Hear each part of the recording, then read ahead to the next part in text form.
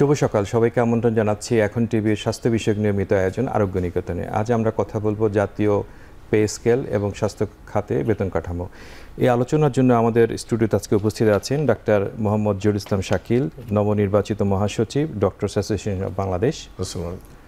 অধ্যাপক ডাক্তার নাজমুল হোসেন, মহাপরিচালক স্বাস্থ্য শিক্ষা অধিদপ্তর, এবং ডক্টর সৈয়দ আব্দুল হামিদ, অধ্যাপক স্বাস্থ্য অর্থনীতি ইউনিট, ঢাকা বিশ্ববিদ্যালয়। আপনাদের তিনজনকেই আজকে স্টুডিওতে আমন্ত্রণ জানাচ্ছি। আমি প্রথমেই প্রশ্ন করব ডক্টর সৈয়দ আব্দুল হামিদকে, অধ্যাপক স্বাস্থ্য অর্থনীতি ইউনিট, ঢাকা বিশ্ববিদ্যালয়। একটি দেশে বা একটি রাষ্ট্রীয় কাঠামোতে বা সরকারি অথবা বেসরকারি যে কোনোভাবে বেতন কাঠামোটা বা বেতনটা কিভাবে নির্ধারণ করা হয়? দেখুন, যে বেতন কাঠামোর সরকারি হোক বেসরকারি হোক, বেতন কাঠামোটা নির্ভর করে হচ্ছে যে ওই দেশের পারচেজিং পাওয়ারটা কীরকম আছে। দ্যাট মিনস যে ব্যক্তিটা চাকরি করছে তার একটা তো সংসার আছে, একটা পরিবার আছে। সাধারণত আমাদের 4 থেকে 6 সদস্যের একটা পরিবার ধরা হয়। তাহলে সেই পরিবারটাকে তার ভরণ পোষণ করানোর জন্য মিনিমাম লেভেলে করার জন্য যে ধরনের অর্থের দরকার হয় গিভেন দ্য প্রাইস লেভেল ওই দেশে, সেটা থাকা উচিত।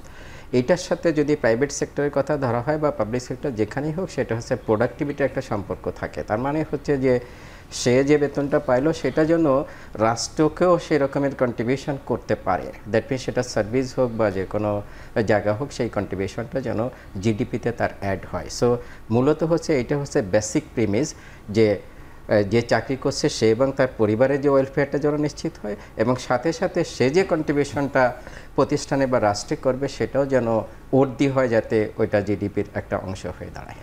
মানে ইকোনমিক্সের বা স্বাস্থ্য অর্থনীতির ভাষায় এটা কোনো আমরা যে কাউকে টাকা পয়সা দিচ্ছি বা বেতন দিচ্ছি, আবার প্রোডাক্টিভিটি, এটাকে কিভাবে মেজার করে? দেখুন, আমরা যদি দেখি যে একটা প্রাইভেট খাতের কথা যদি চিন্তা করি, তাহলে সেখানে ওই প্রাইভেট খাতটাকে কিন্তু তাকে আর্ন করেই কিন্তু তাকে বেতনটা দিতে হচ্ছে। সে যদি 10 টাকা আর্ন করে তাহলে হয়তো তাকে 5 টাকা 6 টাকা বেতন দেওয়া সম্ভব, কিন্তু সেটা যদি না হয়, সে যদি 10 টাকা আর্ন করে তাকে 10 টাকা বেতন দেওয়া সম্ভব না।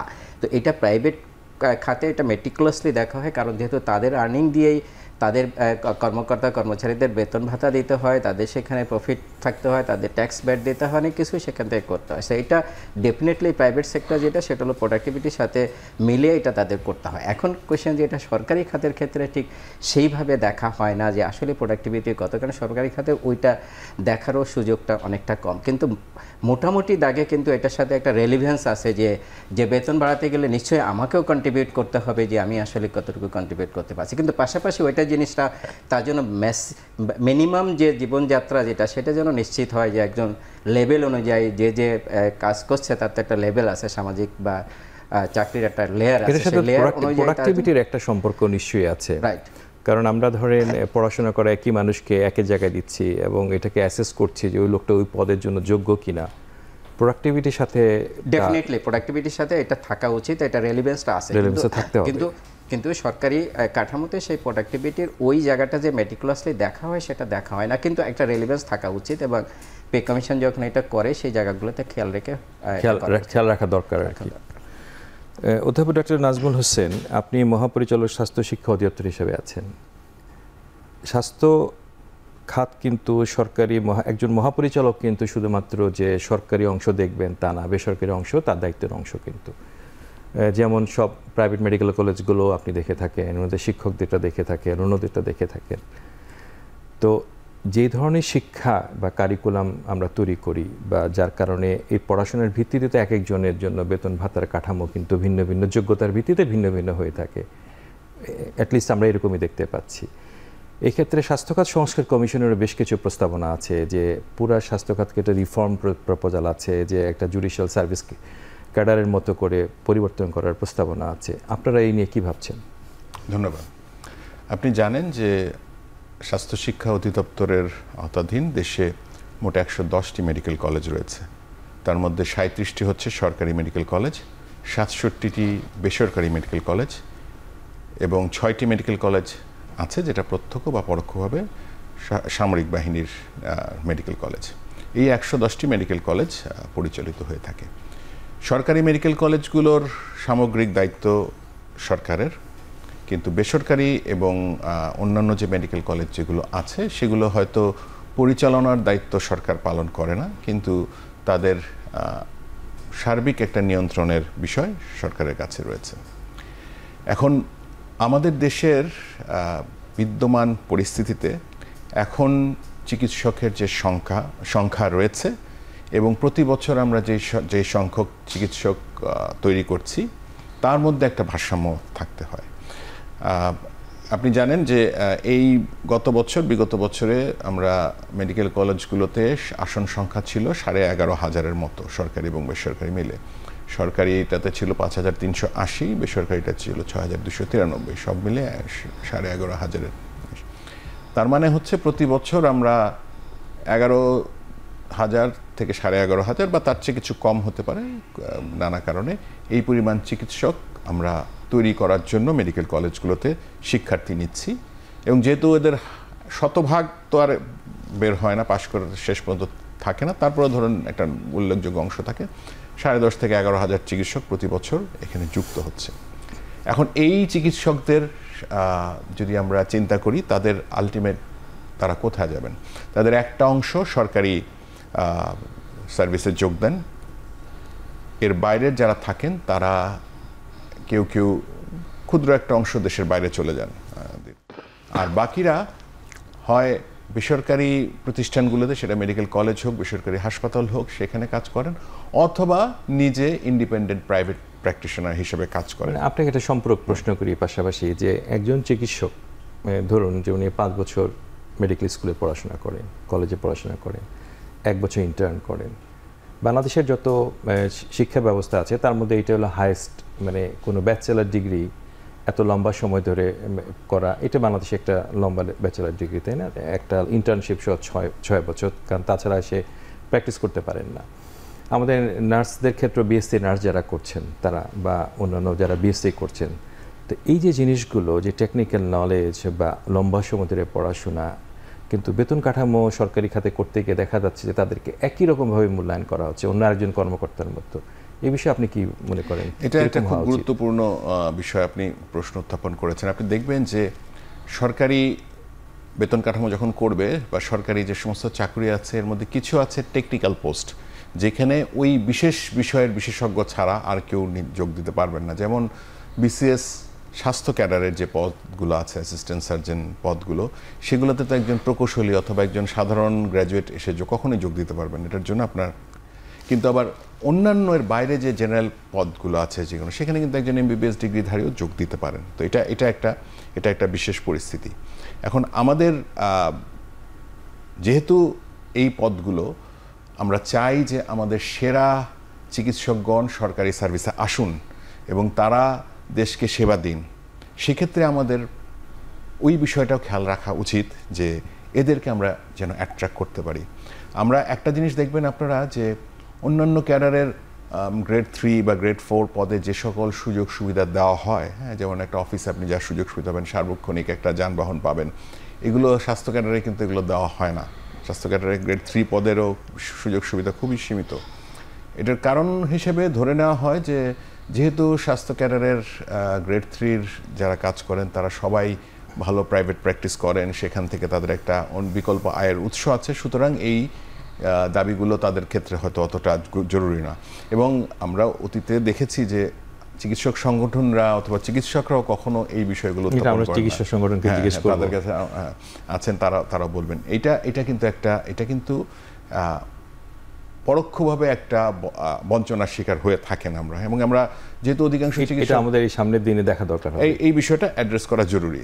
ডক্টর মোহাম্মদ জহিরুল ইসলাম শাকিল, আমরা জানি যে আপনি খুবই জনপ্রিয় একজন নেতা, বাংলাদেশ মেডিকেল অ্যাসোসিয়েশনেও ছিলেন এবং ডক্টরদের মধ্যে অসম্ভব জনপ্রিয়।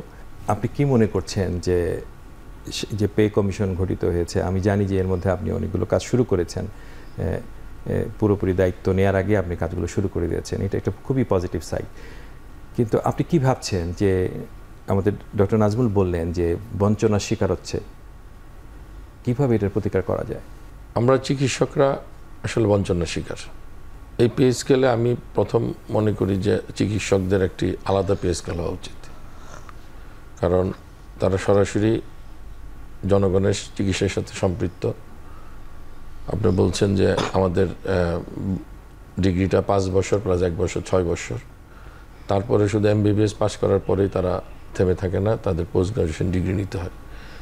একজন চিকিৎসককে চিকিৎসা শাস্ত্রে প্রতিষ্ঠিত হতে হলে 40 বছরের আগে প্রতিষ্ঠা পাওয়া সম্ভব না, এবং জনগণের লম্বা সময় ধরে পড়াশোনা করতে হয়, তার সবসময় পড়াশোনার মধ্যে থাকতে হয়। এবং এই চিকিৎসকরা শুধু ঢাকা শহরে চিকিৎসা দেয় না, তারা সারা বাংলাদেশের প্রত্যন্ত অঞ্চলে চিকিৎসা দিয়ে থাকে, পাহাড়ে চিকিৎসা দিয়ে থাকে, হাওরে চিকিৎসা দিয়ে থাকে, সামুদ্রিক উপকূলে চিকিৎসা দিয়ে থাকে। সুতরাং তাদের একটা বেতন স্কেলটা অবশ্যই স্বতন্ত্র বেতন স্কেল হওয়া উচিত। আরেকটা জিনিস, এই চিকিৎসকরাই কিন্তু আবার যারা ভবিষ্যতে চিকিৎসক হবে তাদের শিক্ষকতা করে থাকে, তাদের মানে পড়াশোনা করে থাকে সরকারি এবং বেসরকারি ক্ষেত্রে। এখানেও কিন্তু তাদের একটা আলাদা স্বাতন্ত্র্য আছে। সুতরাং এখানে অবশ্যই একটি আলাদা পে স্কেল হলে তারা কাজের অনুপ্রেরণা পাবে এবং তারা আগামী দিনে বাংলাদেশের স্বাস্থ্য ব্যবস্থা উন্নত করার জন্য কাজে মনোনিবেশ করতে পারবে। এই জন্য আমরা মনে করি যে আলাদা পে স্কেল হলে প্রত্যেকটা জায়গায় তাদের প্রণোদনা দিতে হবে। আপনারা জানেন যে বাংলাদেশের বিশ্বের সাথে তাল মিলিয়ে বাংলাদেশের মুদ্রাস্ফীতি বেশি, দ্রব্যমূল্যে কোনো নিয়ন্ত্রণ নেই। সেখানে চিকিৎসকদের বেতন কাঠামো এমন হওয়া উচিত যেখানে একজন চিকিৎসক স্বাচ্ছন্দ্যে চলাফেরা করতে হবে তার পরিবারের সদস্যদের নিয়ে, তার অন্য কোনো চিন্তা করতে হবে না।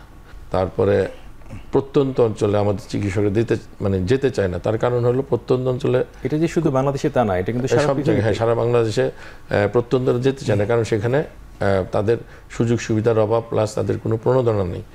বিশ্বের সব জায়গায় কিন্তু এরকম আছে, যারা রিমোটে কাজ করে তাদের আলাদা একটা প্রণোদনা দেওয়া হয়, যারা পাহাড়ে কাজ করে তাদের প্রণোদনা দেওয়া হয়, যারা ঝুঁকি রিলেটেড কাজগুলো করে তাদের প্রণোদনা দেওয়া হয়। বেসিক সাবজেক্টে অবশ্যই তাদের একটা প্রণোদনা দেওয়া উচিত, যেখানে যাতে তারা সেই সাবজেক্টগুলোতে যেতে উৎসাহিত হয়। নতুবা আমরা কিন্তু চিকিৎসা শাস্ত্রের আমাদের বেসিক সাবজেক্ট চিকিৎসা সংকটে প্রচুর ভুগব। আর যেহেতু মেডিকেল প্রফেশনে আমাদের শিক্ষক এবং আমাদের ক্লিনিক্যাল সাইডের চিকিৎসক, সেখানেও একটা মানে আলাদা একটা প্রণোদনা দিনে তাদের উৎসাহিত করতে হবে। যারা শিক্ষক সবাই কিন্তু প্র্যাকটিস করে না, তাদের জন্য প্রণোদনা দিতে হবে। আর সবচেয়ে বড় কথা হলো যে আমাদের জুনিয়র চিকিৎসকদের যারা নতুন চাকরি করে, যারা প্রত্যন্ত গ্রাম অঞ্চলে যাবে, তাদের জন্য আলাদা একটা মানে প্রণোদনা দিলে আমাদের চিকিৎসার উৎসাহিত হবে এবং আগামী দিনে আমাদের স্বাস্থ্য ব্যবস্থায় কাজ করতে তারা অনুপ্রাণিত হবে। ডক্টর সৈয়দ আব্দুল হামিদ উনি বলছিলেন, ডক্টর মোহাম্মদ জহুরুল ইসলাম শাকিল বলছিলেন যে স্বতন্ত্র বেতন কাঠামো। আরেকটা কথা বলার চেষ্টা করছিলেন মনে হয় যে, আমি যেটা বুঝলাম আর কি, যে বার্ন আউট শব্দটা মানে এটা হলো যে একটা মানুষ সারাদিন কাজ করছে, ইভিনিংয়ে প্র্যাকটিস করছে, তার শারীরিক, মানসিক, সোশ্যাল লাইফ হ্যাম্পার হচ্ছে। এটারও তো ডিপ্রিসিয়েশন কস্টের একটা ইস্যু আছে।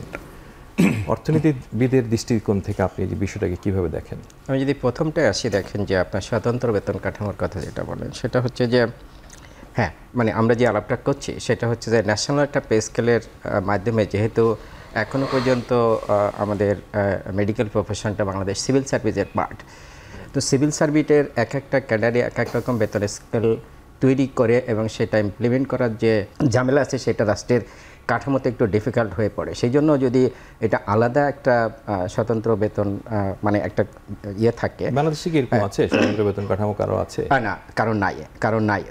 আমার মনে আছে যে সেনাবাহিনীর ক্ষেত্রে আলাদা, সেনাবাহিনী যেহেতু সিভিল সার্ভিসের পার্ট না, সেটা তো তারা নিজেরাই তাদের এমনি জুডিশিয়াল ক্যাডার এটা আলাদাভাবে করা হয়, জুডিশিয়াল ক্যাডার আলাদা করেছে। সো এইরকম যদি আলাদাভাবে করে নেওয়ার সুযোগ থাকে, যেটা আপনারা কমিশন থেকে, স্বাস্থ্য সংস্থা কমিশন থেকে রিপোর্ট করেছে, মানে রিপোর্টে এসেছে ভালোভাবে, যেটা আলাদা বাংলাদেশ হেলথ সার্ভিস একটা হওয়া দরকার, এবং সেটা যদি হয় তাহলে কিন্তু এইটা সমস্যা নেই। তা না হলে যেটা হবে সেটা হচ্ছে যে জেনারেল যারা আছে, জেনারেল ক্যাডারে যেটা আছে, তারা সেই জায়গাগুলোতেই তাদের আপত্তি আসবে যে আমরা তাহলে কম পাবো কেন আর কি। হ্যাঁ, এখানে বিষয় যেটা শাকিল ভাই চমৎকার বলেছেন এবং ভাই বলেছেন, সেটা হচ্ছে যে আসলে যে প্রফেশনাল যারা, সেই প্রফেশনালদের যদি আলাদাভাবে মূল্যায়ন না করে একটা রাষ্ট্রে, তাহলে কিন্তু সেই প্রফেশনাল তৈরি হয় না। দ্যাট মিনস আমাদের কিন্তু অনেক প্রফেশনাল এখানে আমরা শুরু করে, আমরা যদি বলি এগ্রিকালচার একটা গুরুত্বপূর্ণ প্রফেশন, যেটা একসময় প্রকৃতি ছিল, তাই না? ডাক্তার একটা গুরুত্বপূর্ণ প্রফেশন, সেম অ্যাজ ইঞ্জিনিয়ার, শিক্ষক। তো এই জায়গাগুলোতে আমার মনে হয় যে রাষ্ট্রের সাধারণ বেতন কাঠামো থেকে এটা আলাদা হওয়া উচিত। সেটা হলো রাষ্ট্র আলাদা এটা সার্ভিস করুক, জুডিশিয়াল সার্ভিস কমিশনের মতো যেটা বাংলাদেশ হেলথ সার্ভিস বলা হচ্ছে, বা অন্য কোনো মেকানিজম হোক, প্রফেশনালদের জন্য আলাদা যদি না করা হয় তাহলে ওই রাষ্ট্রে প্রফেশনালটা থাকে না। এবং প্রফেশনাল না থাকলে যেটা হয় সেটা কিন্তু আমরা বুঝতে পারি যে আমরা কোভিডের সময় বুঝতে পারছি যে প্রফেশনাল না থাকাতে কিন্তু আমাদের হাত তাড়াতে হয় আর কি। হ্যাঁ, তাহলে সেই জায়গাতে আমি মনে করি যে এটা থাকা উচিত। আপনার সেকেন্ড কোয়েশ্চেন যেটা, সেটা হচ্ছে যে হ্যাঁ, ডাক্তাররা অনেকেই হয়তো প্র্যাকটিস করছে, কিন্তু শাকিল ভাই যেটা বলছেন যে আমারও জানা আছে যেটা, সেটা হলো যে 1-2% ডাক্তারদের বেশি কিন্তু ভালো প্রাইভেট প্র্যাকটিস নাই। এমনকি এফসিপিএস পাস করে জুনিয়র কনসালটেন্ট বা ইভেন সিনিয়র কনসালটেন্ট হচ্ছে, সবার কিন্তু ভালো প্রাইভেট প্র্যাকটিস নাই এবং সব ডিসিপ্লিনেরও কিন্তু নাই। তাহলে সেইটা কিন্তু এডিশনাল জিনিস, রাষ্ট্রের বেতন কাঠামোতে সেই জিনিসটা আসবে না। রাষ্ট্র তারা যদি ইনকাম করে তাদের কাছ থেকে ট্যাক্স নেবে, কিন্তু রাষ্ট্র তাকে কিন্তু যথাযথ সম্মানিত যদি না করে, সম্মানী দিয়ে, তাহলে কিন্তু হবে না। এবং যেটা বলেন যে 99%-এর নাই যে প্রাইভেট প্র্যাকটিস নাই, তাহলে তার তো মানে সংসার চালানোই কঠিন। তাহলে এই সামগ্রিক বিষয় চিন্তা করে কিন্তু আমাদের বেতন কাঠামো করা উচিত। এখানে যে বেতন এই যে ডাক্তারদের 30,000-এর বড় একটা ক্যাডার আমরা বুঝতে পারছি, কিন্তু সামগ্রিকভাবে যদি দেখা হয় তাহলে হচ্ছে যে এখানে যে বেতন তাদের একটু বেশি দিলে এটাতে রাষ্ট্রে যে খুব বেশি একটা প্রেশার পড়বে সেটা না, কিন্তু তাদেরকে যদি সম্মানিত না করা হয় তাহলে হবে না। সেম অ্যাজ অন্যান্য প্রফেশন যেটা আমি বললাম, শিক্ষক, প্রকৃতির জন্য যেগুলো আছে সেগুলোকেও কিন্তু দেখা উচিত। আপনাকে ধন্যবাদ। আমরা একটি বিরতি নিয়ে আবার আসছি।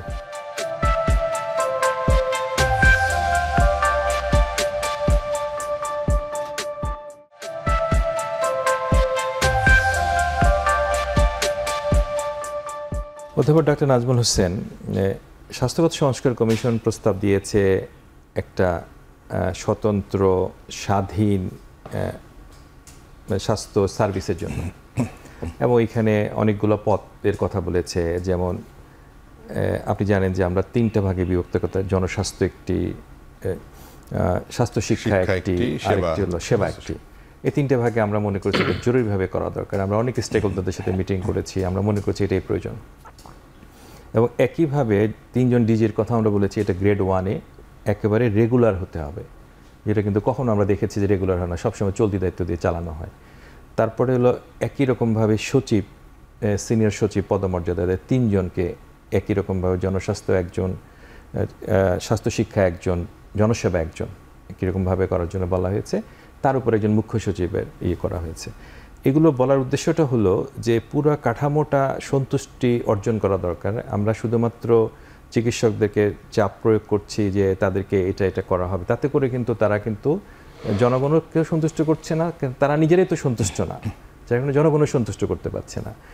এখানে হামিদ ভাই একটা চমৎকার কথা বলেছেন যে শিক্ষকের বিষয়টা, যে ডক্টর শাকিলও বলেছেন শিক্ষকের বিষয়টা, গবেষক, শিক্ষক, স্বায়ত্তশাসন।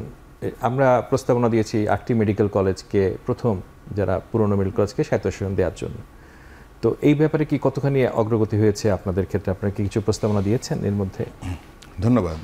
আসলে আপনারা স্বাস্থ্য কমিশন থেকে যে সুপারিশমালা দিয়েছেন, আপনারা খুবই সুচিন্তিতভাবে সারা দেশের স্বাস্থ্য ব্যবস্থাকে অ্যানালাইসিস করে, গবেষণা করে আপনারা এটার একটা পরামর্শ দিয়েছেন অথবা অভিমত দিয়েছেন, যেটা বাস্তবায়ন নীতিগতভাবে প্রক্রিয়াধীন। তবে সত্যি কথা বলতে এখনও খুব বেশি যে এই বিষয়ে অগ্রগতি হয়েছে সেটা বলা যাবে না। স্বাস্থ্য মন্ত্রণালয়ে একটা ক্যারিয়ার প্ল্যানিংয়ের একটা ইস্যু কার্যকর আছে, যেটা নিয়ে কিছু কাজ করা হচ্ছে। সেখানে আপনারা আপনাদের মতামতের সঙ্গে অনেকটাই প্রতিফলন আনা হয়েছে। এটা এখনও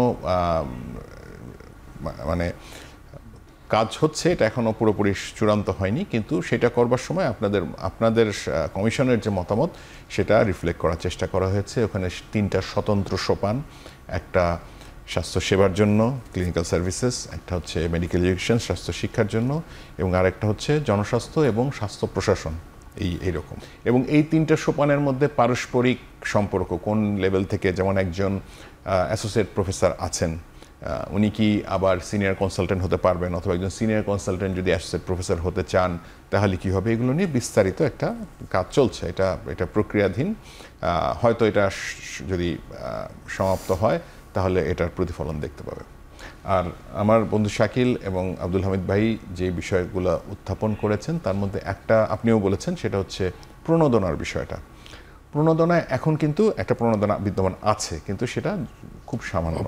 হ্যাঁ, এবং সেটা হচ্ছে শর্তগুলো খুব কঠোর, যে নন প্র্যাকটিসিং বেসিক সাবজেক্টের শিক্ষক হতে হবে, বেসিক সাবজেক্টের ডিগ্রি থাকতে হবে এবং প্র্যাকটিস করতে পারবে না। এবং এই মুহূর্তে প্রণোদনার পরিমাণ হচ্ছে 10,000 থেকে 20,000 টাকা গ্রেড, বেতন গ্রেড অনুযায়ী। আমাদের স্বাস্থ্য শিক্ষা অধিদপ্তর থেকে আমরা একটা প্রস্তাবনা পাঠিয়েছিলাম, এটা বেশ কয়েক মাস আগেই, যে এটাকে বাড়িয়ে 100 ভাগ বা তার সম্ভব হলে তার চেয়েও বেশি, যেমন কোন আমরা ফরেন্সিক মেডিসিনের ক্ষেত্রে আমরা বলেছিলাম তার চেয়েও বেশি করা, কারণ তাদের কিছু বিশেষ দায়িত্ব পালন করতে হয় যেটা অন্য কারোর হয়তো করতে হয় না, এরকম। তো এখন এই 100%-এর এটা নীতিগতভাবে সরকারি অনুমোদন হলো, অর্থ মন্ত্রণালয় থেকে প্রাথমিকভাবে শুধুমাত্র 50 ভাগ দেওয়ার প্রস্তাব করা হয়েছে, যে দেশের আর্থিক সামর্থ্য বিষয়ে। পরবর্তীতে তাদের সঙ্গে যোগাযোগ করা হলে এটা এখন বাড়িয়ে 70 ভাগ হতে যাচ্ছে। আমরা আশা করছি হয়তো 70 ভাগই এটা দাঁড়াবে। কিন্তু আসলে 70 ভাগও যথেষ্ট না। আপনি নিজে যেমন বার্ন আউটের কথা একটা বললেন, আপনি একটা জিনিস চিন্তা করুন, যে একজন কনসালটেন্ট উনি দায়িত্ব পালন করছেন 8টা থেকে 2:30টার পরে উনি ফ্রি, উনি তার নিজের প্রাইভেট প্র্যাকটিস যেখানে খুশি করতে পারেন। এখন উনি যদি দেখেন যে ওনার আয়ের মাত্র 10 ভাগ আসে তার সরকারি চাকরি থেকে আর 90 ভাগ আসে প্রাইভেট প্র্যাকটিস থেকে, এখন তো চাইলেও অবচেতন। এবং একটা জিনিস হচ্ছে যে অনেক ক্ষেত্রে আমরা প্রাইভেট প্র্যাকটিসটাকে একটু খারাপ দৃষ্টিতে দেখার চেষ্টা করি, কিন্তু আসলে কিন্তু তা নয়। প্রাইভেট প্র্যাকটিসও এই দেশের মানুষকে সেবা দেওয়া, এই দেশের জনগণের চিকিৎসা। যদি কোনো কারণে আজকে বলা হয় যে প্রাইভেট প্র্যাকটিস 1 মাস বন্ধ থাকবে, তাহলে কিন্তু আমাদের পুরো স্বাস্থ্য ব্যবস্থায় ধসে পড়বে। এই কথাটা কিন্তু আমরা চিন্তা করি না, কারণ সরকারি হাসপাতালে এই রোগীগুলো কোথায় যাবে? তখন সরকারি হাসপাতালে যাবে, প্রাইভেট প্র্যাকটিস। সুতরাং প্রাইভেট প্র্যাকটিসকে প্রথমত এটাকে নেগেটিভ দৃষ্টিতে দেখার কোনো কারণ নেই। তো এখন একই ব্যক্তি যদি তার সরকারি বেতন থেকে তার আয় 10% হয় আর প্রাইভেট প্র্যাকটিস থেকে 90% হয়, তা অবভিয়াসলি তার একটা টেন্ডেন্সি থাকবে ওইটাকে বেশি গুরুত্ব দেওয়া। আমরা চাই না, আমরা চাই এটার মধ্যে একটা ব্যালেন্স থাকতে। আমার মনে হয় এই বিষয়টা যদি আগামী বেতন কাঠামোতে যদি এই বিষয়টা কিছুটা বিবেচনা নেওয়া হয়। স্বতন্ত্র বেতন কাঠামোর ব্যাপারে আপনি কি বলেন? স্বতন্ত্র বেতন কাঠামো তো সংস্কার কমিশন যেহেতু এটা সুপারিশ করেছে, সেটা বাস্তবায়নের জন্য একটা তাগিদ তো সরকারের উপর আছেই। এটা ডেফিনেটলি এটা তারা, তবে এটা যেহেতু নীতি নির্ধারণের বিষয়, আমি ব্যক্তিগতভাবে নীতি নির্ধারক মহলের সিদ্ধান্তের বিষয়ে আমি কিছু বলতে পারবো না। তবে এটা আপনাদের সংস্কার কাঠামোর সকল সুপারিশ মেলাই বাস্তবায়নের জন্য একটা নৈতিক দায়িত্ব সরকারের রয়েছে এবং ওনারা এটা নিয়ে সিরিয়াসলি চিন্তা করছেন। আরেকটা প্রশ্ন আপনার কাছে ছিল যে মেডিকেল কলেজগুলোকে স্বায়ত্তশাসন করা, শুরুতে প্রথম পুরানো 8টা মেডিকেল কলেজের কথা, তারপর একটা হলো যে আমরা লক্ষ্য করেছি যে ইউনিভার্সিটিগুলোকে স্বাস্থ্য মন্ত্রণালয়ের মাধ্যমে বিভিন্ন পদে নিয়োগ দেওয়া হয়, যেমন উপাচার্য বা বিভিন্ন পদগুলোতে, কিন্তু এটা দেওয়ার কথা হলো এডুকেশন মিনিস্ট্রি মানে ইউনিভার্সিটি গ্র্যান্টস কমিশনের মাধ্যমে, কারণ বাংলাদেশের সকল বিশ্ববিদ্যালয়ের এই নিয়োগগুলো গ্র্যান্টস কমিশন দিয়ে থাকে, কেবলমাত্র স্বাস্থ্য মন্ত্রণালয় স্বাস্থ্য খাত ছাড়া। এটারও আসলে কিন্তু আমাদের প্রস্তাবনা আছে, এটারও আসলে কিছু ইকোনমিক ব্যাকগ্রাউন্ড আছে, কারণ এই মেডিকেল বিশ্ববিদ্যালয়গুলো পরিচালিত হয় কিন্তু স্বাস্থ্য মন্ত্রণালয়ের বাজেট থেকে। না, এটা পুরোপুরি না, শুধুমাত্র এই মেডিকেল বিশ্ববিদ্যালয়গুলোর শিক্ষকদের পুরোপুরি বেতন গ্র্যান্টস কমিশন থেকে আসে, কিন্তু ওইটার তুলনায় হসপিটালটা বাংলাদেশ মেডিকেল বিশ্ববিদ্যালয়ের যে আপনি যদি বাজেট বিবেচনা করেন, তাদের বেতন ভাতার বাইরে তো তাদের বিশাল একটা অপারেশনাল কস্ট আছে তাদের, আপনি জানেন। অন্য বাইরের মেডিকেল বিশ্ববিদ্যালয়গুলোর এখনও যেহেতু হাসপাতাল নাই সঙ্গে, তাদের মেইনলি একাডেমিক কাজ, কিন্তু বাংলাদেশ মেডিকেল বিশ্ববিদ্যালয়ের একাডেমিকের পাশাপাশি ক্লিনিক্যাল অ্যান্ড রিসার্চের অনেক বড় আছে, যেটার বাজেটটা স্বায়ত্তশাসনের বিষয়। আপনি যেহেতু মেডিকেল কলেজগুলোর ক্ষেত্রে বলেছেন, 8টা মেডিকেল কলেজের স্বায়ত্তশাসনের বিষয়টা অবশ্যই এগুলোর সাথে বেতন কাঠামো এগুলোর একটা সম্পর্ক আছে। হ্যাঁ, অবশ্যই সম্পর্ক আছে, কিন্তু এই মুহূর্তে আসলে মেডিকেল কলেজগুলোর স্বায়ত্তশাসন খুবই সীমিত। স্বায়ত্তশাসন এটা বলা যাবে না, তাদেরকে অ্যাবসলিউটলি সরকারি নিয়ম নীতি যেটা সব শিক্ষা প্রতিষ্ঠানের ক্ষেত্রে প্রযোজ্য, সেই অনুযায়ী চলতে হয়। আর আপনি মেডিকেল বিশ্ববিদ্যালয়ের কিছুটা অর্থনৈতিক স্বায়ত্তশাসন কিছুটা আছে, তারা তাদের মতো তাদের হয়তো একটা নির্দিষ্ট কোডে দিয়ে দেওয়া হয়, তারা তাদের মতো নিজেদের বাজেটটা নির্ধারণ করতে পারেন, কিন্তু কলেজগুলো কিন্তু পুরোপুরিভাবে একদম নিয়ন্ত্রিত, ওই পর্যায়ে আছে। এখন পর্যন্ত এই বিষয়ে কোনো পরিবর্তন হয়। আপনাকে অনেক ধন্যবাদ। ডক্টর মোহাম্মদ জহিরুল ইসলাম শাকিল, খুবই একটা গুরুত্বপূর্ণ আলোচনা, যেটা বাংলাদেশে খুবই কম হয়, যে বার্ন আউট, স্বাস্থ্যসেবা কর্মীদের যে বার্ন আউট। আমেরিকার মতো দেশগুলোতে কিন্তু প্রতি বছর অনেক চিকিৎসক আত্মহত্যা করেন, এটা কিন্তু একদম রেকর্ডেড, এবং বাংলাদেশেও কিন্তু কিছুদিন আগে একটা গবেষণা হয়েছিল যে চিকিৎসকদের বার্ন আউটের বিষয়ে। তো এই বিষয়টা নিয়ে সামনে উপস্থাপন করা, আপনি শুধু চিকিৎসকদের কথা বলেছেন যেটা আমি শুনেছি, কিন্তু নার্স, প্যারামেডিক্স, আরও অন্যান্য মানুষ আছে যারা কিন্তু আসলে চিকিৎসা সেবা তো একটা টিম, আসলে সবার ব্যাপারে আপনার মতামত কি? আপনি যেটা বললেন, এখন কিন্তু মেডিকেল স্টুডেন্টদের মধ্যেও আত্মহত্যার প্রবণতাটা দেখা যাচ্ছে বৃদ্ধি পাচ্ছে। এটা আমাদের জন্য খুব অ্যালার্মিং, এবং এই ব্যাপারে অবশ্যই একটা পদক্ষেপ নেওয়া উচিত, এবং তাদের সাইকোলজিক্যাল, যদিও এখন শুরু হয়েছে যে সাইকোলজিক্যাল স্ট্যাটাস এবং তাদের চিকিৎসার জন্য একটা আলাদা টিম করে এটা মনিটর করা উচিত। আর আমি যেটা বলেছি স্বাস্থ্যর ব্যাপারে স্বতন্ত্র বেতন স্কেল, সেটা শুধু চিকিৎসক না, সাথে নার্স, সাপোর্টিং স্টাফ সবারই সেই অনুযায়ী করতে হবে। আপনারা প্রস্তাব করেছেন যে স্বাস্থ্য সেক্টরকে 3টা ডিভিশনে ভাগ করার জন্য, সেবা, শিক্ষা এবং জনস্বাস্থ্য। কিন্তু আপনারা হয়তো খেয়াল করবেন যে একটা কথা শোনা যাচ্ছে যে আমাদের স্বাস্থ্য সেক্টর ইউনিফিকেশন, নতুন করে আবার এই কথাটা আসছে। এটা আমার বলার উদ্দেশ্যটা হলো, আমরা যেখানে বিকেন্দ্রীকরণের কথা বলছি সেখানে নতুন করে ডিসেন্ট্রালাইজ করতে যাচ্ছি কথা আসছে। সুতরাং এখানে একটা বড় প্রশ্ন আসে যে আমরা স্বাস্থ্য কমিশন কতটুকু বাস্তবায়ন করার ব্যাপারে আমরা আগ্রহী। দ্বিতীয়ত হলো, আমাদের সেখানে একজন সেক্রেটারি, 3টা সেক্রেটারি, একজন মুখ্য সচিব হবে। আপনি জেনে হয়তো আশ্চর্য হবেন, অবশ্যই জানেন যে আমাদের স্বাস্থ্য সেক্টরে কিন্তু গ্রেড 1-এর পদ 2টি, তাও সবসময় স্থায়ী না, সবসময় অস্থায়ীতে চালানো হয়। গ্রেড 2 14টি, স্বাস্থ্য খাতে 4টা, স্বাস্থ্য শিক্ষায় 10টা।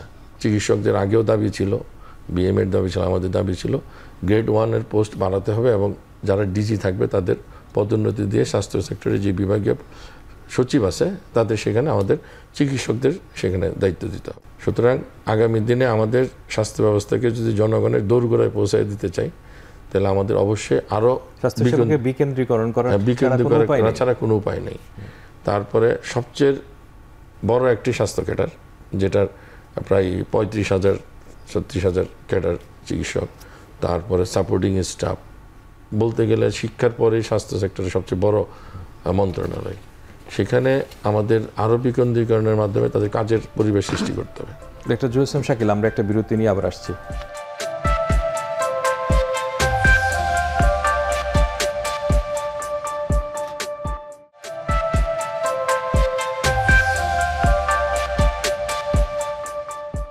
হামিদ ভাই, আপনার কাছে যে প্রশ্নটা আমি করতে চাই, যে আলোচনাটা বারবার আসছে যে ডক্টরস বার্ন আউট বা হেলথ প্রফেশনালস বার্ন আউট, এই যে তাদের কোনো সামাজিক জীবন নাই, যারা সারাদিন হয়তো হাসপাতালে কাজ করছেন, বিকালবেলায় রুগীদের সেবা দিচ্ছেন, কিন্তু সেটাকে কিন্তু দেখা হচ্ছে কিন্তু তার ব্যক্তিগত লাভের অংশ হিসাবে দেখা হচ্ছে, সামাজিক দৃষ্টিকোণটাকে এইভাবেই দেখা হচ্ছে। কিন্তু এই যে সেবা দিচ্ছেন তারা, এই যে তারা ব্যক্তিগতভাবে সাফার করছেন, ব্যক্তিগতভাবে সাফারিংগুলো কীরকম, তাদের স্বাস্থ্যগত অবস্থায় তারা ক্ষতিগ্রস্ত হচ্ছেন, তারা সামাজিক কোনো অনুষ্ঠানে যেতে পারেন না, সবভাবে পারিবারিকভাবেও তারা কিন্তু ডিপ্রাইভ হচ্ছেন।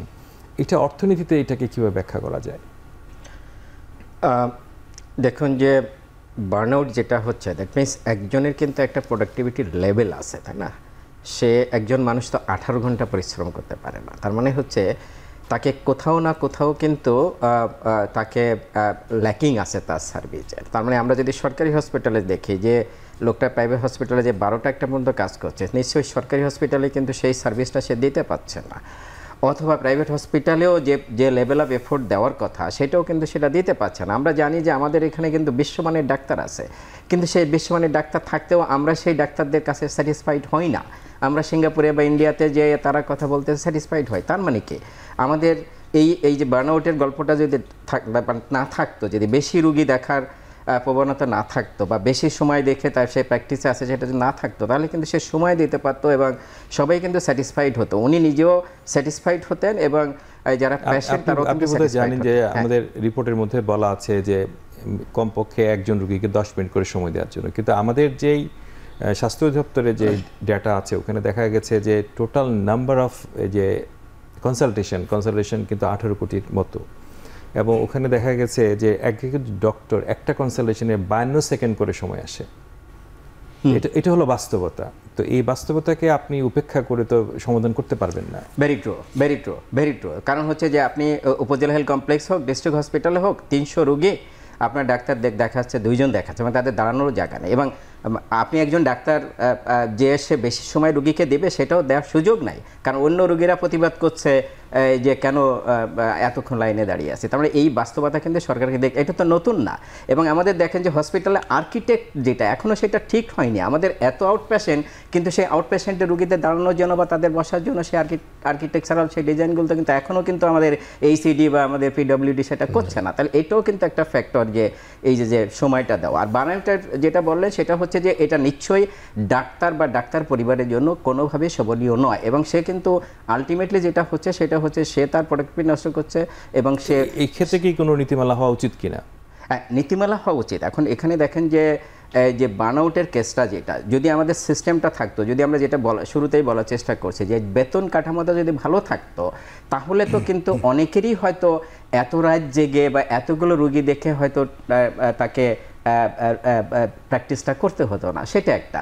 দ্বিতীয় যেটা, সেটা হলো যে আমাদের সরকারি হসপিটালে যদি ওই সিস্টেমটা আমরা যেটা একসময় যে প্রাইভেট প্র্যাকটিসের কথা বলছিলাম যে আউট অফিস আওয়ারের বাইরে, সেটাও যদি থাকতো, তাহলে কিন্তু ডাক্তারদের কিন্তু বাইরে গিয়ে প্রাইভেট প্র্যাকটিসের যত একটা যন্ত্রণা আছে, তার মানে আরেকটা সেটিংয়ে তাকে যেতে হচ্ছে, তার নিজের হোক অথবা পরের একটা সেটিংয়ে। পরের সেটিংয়ে হলে সেটা তো আবার ম্যানেজ করাও ডিফিকাল্ট, সেটাও আমরা জানি। তাহলে ওখানেও কিন্তু তার একটা টেনশন বা একটা বিষয় আছে। তাহলে এই কতগুলো মেকানিজম, তো আমি যেটা বলবো সেটা হচ্ছে যে ভালো বেতন কাঠামো হলে অনেকেই হয়তো দেখা যাচ্ছে যে প্রাইভেট প্র্যাকটিস করবে, যেটা নাজমুল ভাই বলেছেন আপনার সেক্টরের দরকার আছে, কারণ প্রাইভেট তাহলে হসপিটালগুলো চলবে কী করে, তাই না?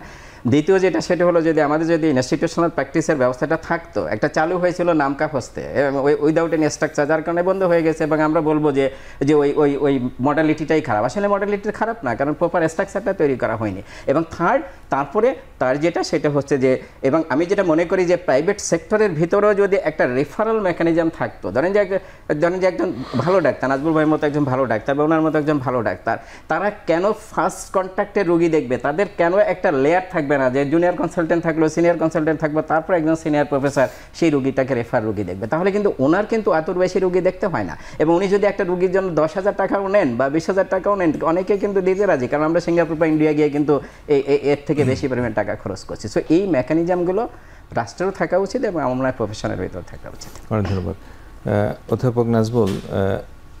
আমরা স্বাস্থ্যগত সংস্কার কমিশন থেকে একটা প্রস্তাবনা আছে, দেখবেন যে মেডিকেল কলেজের প্রিন্সিপালের একটা কাজ কলেজের, এবং তার সাথে হলো আবার হাসপাতালে, এটার মধ্যে কিন্তু কাজের একটা কোঅর্ডিনেশনের মারাত্মক অভাব আছে। আমরা যেটা লক্ষ্য করেছি আর কি, যে প্রিন্সিপালের কথা ডিরেক্টর সাহেব শোনেন না, বা ডিরেক্টর এই যে ইনকোঅর্ডিনেশন, এটা কিন্তু প্রস্তাবনা করা আছে যে একটা প্রত্যেকটা হসপিটালের উপরে একটা গভর্নিং বডি থাকবে। ওই গভর্নিং বডিতে হয়তো প্রিন্সিপাল সাহেবই প্রধান হিসেবে দায়িত্ব পালন করবেন, যাতে করে কাজের একটা কোঅর্ডিনেশন তৈরি হয়। কিন্তু এটা কিন্তু মেডিকেল বিশ্ববিদ্যালয়ের ক্ষেত্রে বলা আছে।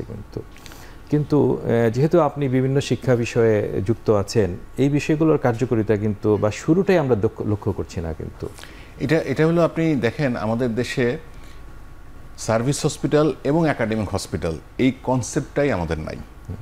আপনি যদি চিন্তা করেন যে ঢাকা শহরের কথা, ঢাকা মেডিকেল কলেজ হাসপাতাল হচ্ছে ঢাকা শহরের সবচেয়ে বড় হাসপাতাল, এবং এটা বিগত 70 বছর ধরেই এটাই আছে। আজ থেকে 50 বছর আগেও যদি আর কোথাও না যাওয়ার সুযোগ না থাকতো, ঢাকা মেডিকেল কলেজ হাসপাতালে যেত।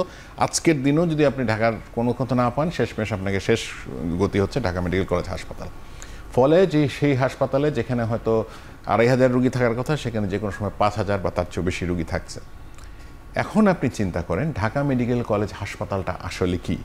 ঢাকা মেডিকেল কলেজ হাসপাতাল হচ্ছে ঢাকা মেডিকেল কলেজ, যেটা একটা শিক্ষা প্রতিষ্ঠান, সেটার ল্যাবরেটরি, গবেষণাগার, প্রশিক্ষণের স্থান। এখন আজকে যে ঢাকা মেডিকেল কলেজের যেই পরিস্থিতি, ঢাকা মেডিকেল কলেজ হাসপাতালের যেই পরিস্থিতি, আমার ঢাকা মেডিকেল কলেজের শিক্ষার্থীরা কি সেখানে প্রশিক্ষণ নেওয়ার বা কাজ শেখার সুযোগ পাচ্ছে না। কারণ আমরা একটা একাডেমিক হসপিটালকে এটা একটা পুরোপুরি সার্ভিস হসপিটালে রূপান্তরিত করেছি। আপনি দেখবেন যে 2004-05 দিকে সিদ্ধান্ত হয়েছিল যে ঢাকায় 4টা service hospital only for service তৈরি করা হবে। আপনি, হ্যাঁ, আমরা যুক্ত ছিলাম, আমরা 3 জন সেই সময় এটার সাথে যুক্ত ছিলাম। দুইটা বাস্তবায়ন হয়েছে। এর মধ্যে দেখেন বাস্তবায়িত হলো কোনটা? মুগদা কুর্মিটোলা জেনারেল হসপিটাল, ঠিক আছে। আর একটা মিরপুর দিকে হবার কথা ছিল, যেটা কখনো হয়নি। এখন দেখেন এই মুগদার কুর্মিটোলাকেও কিন্তু আমরা আলটিমেটলি সার্ভিস হসপিটাল থেকে একাডেমিক মানে মাঝামাঝি একটা করে ফেলেছে, কারণ মুগদা অলরেডি একটা স্ট্যাবলিশ মেডিকেল কলেজ, আর আমাদের হাতে কুর্মিটোলা জেনারেল হসপিটাল সেটাও কিন্তু একটা আরেকটা মেডিকেল কলেজের সাপোর্ট হিসেবে কাজ করছে।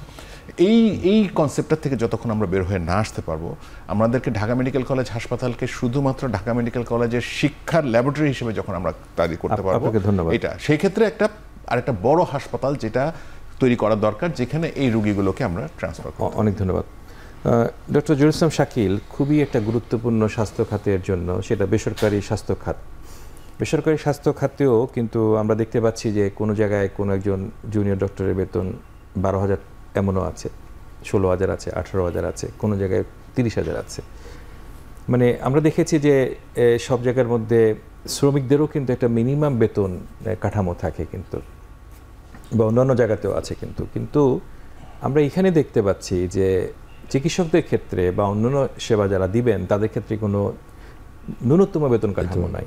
এই জন্য কি কোনো আমরা একটা প্রস্তাবনা স্বাস্থ্য সংস্কার কমিশনকে দিয়েছি, বেসরকারি ও সকল ডাক্তারদের জন্য একটি বেতন, এদের জন্য একটা বেতন বড় হওয়া উচিত। আপনি কি মনে করেন? ধন্যবাদ। আপনারা জানেন যে বাংলাদেশের এখন প্রাইভেট সেক্টরের অনেক উন্নতি হচ্ছে এবং corporate hospital, medical college hospital already বলছে যে প্রায় ৬৭টা প্রাইভেট মেডিকেল কলেজ আছে, তার সাথে হসপিটাল আছে, প্রাইভেট ক্লিনিক আছে। তাদের জন্য অবশ্যই একটা স্বতন্ত্র প্রাইভেট বেতন কাঠামো হওয়া উচিত, যেটা ন্যূনতম বেতন স্কেল আমাদের যে সরকারি থাকবে তাদের সাথে সামঞ্জস্য থাকতে হবে। সেকেন্ড হলো তাদের চাকরির নিশ্চয়তার জন্য একটা নীতিমালা থাকতে হবে, তার চাকরিকরণ, তাদের পদোন্নতি, কারণ সেখানে কিন্তু আমাদের মেডিকেল কলেজগুলোতে শিক্ষকদের পদ আছে, সেখানেও তাদের নিয়মিতকরণ এবং সরকারি নীতিমালায় তাদের যে পদোন্নতি হয় সেটার একটা ব্যবস্থা করতে হবে।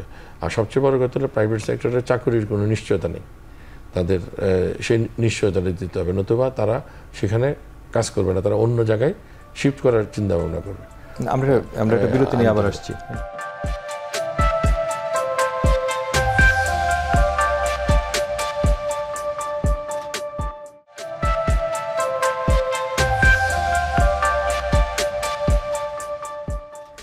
ডক্টর নাজমুল, যে তাহলে আমরা একটা সিদ্ধান্তে আসতে পারি যে একটা স্বতন্ত্র বেতন কাঠামো চিকিৎসকদের জন্য করা যেতে পারে।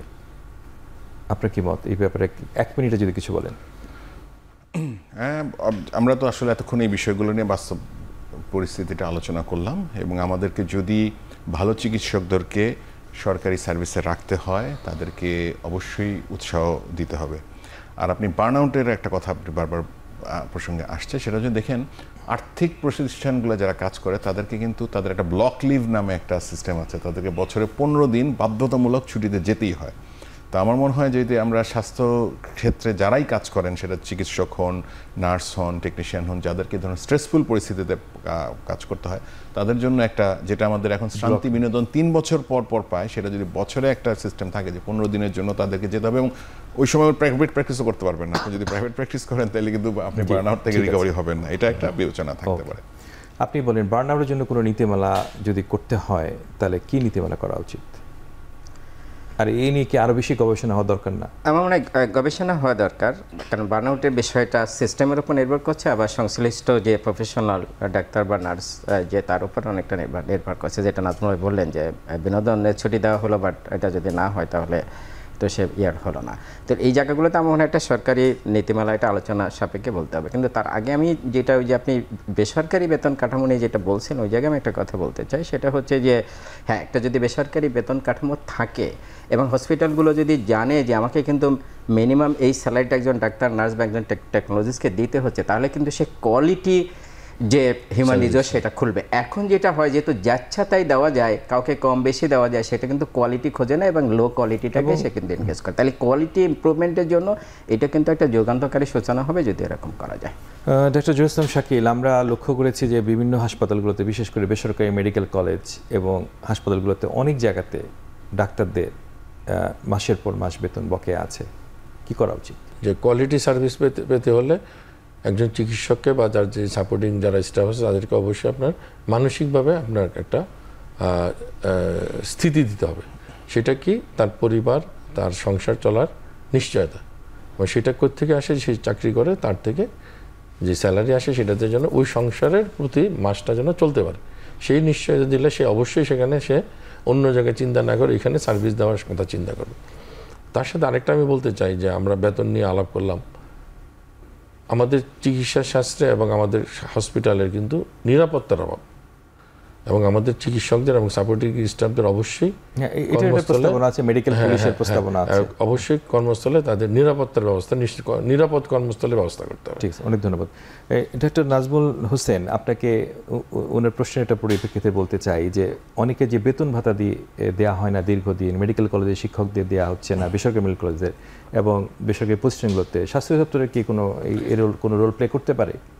অবশ্যই পারে। যেমন আমাদের স্বাস্থ্য শিক্ষা অধিদপ্তর থেকে যেহেতু বিভিন্ন সময় মেডিকেল কলেজগুলোর নবায়ন এবং রুটিন ইন্সপেকশনের বিষয় হয়, তখন সেই সময় আমাদের যারা টিম যায় তারা যদি কোনোভাবে এটা জানতে পারে এবং ওখানে তো শিক্ষকদের সঙ্গে মত হয়, তখন এটার জন্য আমরা ব্যবস্থা নিয়ে থাকি। তবে এটা তো শুধু মেডিকেল কলেজগুলোর ক্ষেত্রে, এবং মেডিকেল কলেজের সংখ্যা তো হাসপাতাল তো অনেক সেটাতে সেখানে মেডিকেল কলেজগুলো আসলে যত রেগুলারলি ইন্সপেকশন করা হয়, হাসপাতালগুলো তো আসলে সেভাবে, হাসপাতালের সংখ্যা অনেক। আমাদের সাধারণ বিভিন্ন স্তরের বেসরকারি হাসপাতাল এবং ক্লিনিক সারা দেশে প্রায় 20,000-এর বেশি, 21,000-এর মতো। ফলে মনিটরিংটা ওইখানে আর একটু স্ট্রং হওয়া দরকার।